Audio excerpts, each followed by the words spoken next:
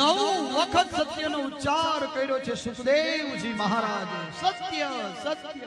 અને તમે જો તો ખરા ભાગવતજીની શરૂઆત પણ સત્યમ પરમ ધીમહિ સ્તુતિ કરી છે. યોગ લગ્ન વાર તિથિ બધું અનુકૂળ થયું, દિશાઓ શુદ્ધ થવા લાગી, પંચ મહાભૂતો શુદ્ધ થયા છે, યમુનાજીના જે જળ છે ને નિર્મળ થયા છે.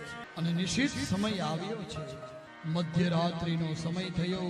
ચાલતા ચાલતા એ ચંદ્ર છે ને રોહિણી નક્ષત્રમાં જવાની તૈયારી કરે છે. એક એક પગલું ભરતો જાય છે અને ભગવાનની સ્તુતિ કરી છે. ચતુર્ભુજ રૂપે ભગવાન ત્યાં પેલા હૃદયમાં આવ્યા. મેં કીધું ને હૃદયમાં પ્રગટ થયા અને હવે ચતુર્ભુજ રૂપે દેવકી અને વસુદેવની સામે પ્રગટ થઈ ગયા છે. અને કીધું ભગવાનની બધા સ્તુતિ કરે છે, દેવકી અને વસુદેવજી. ચતુર્ભુજ નારાયણના દર્શન કર્યા, ભગવાનની સ્તુતિ કરી છે, ભગવાનની પ્રાર્થના કરી છે.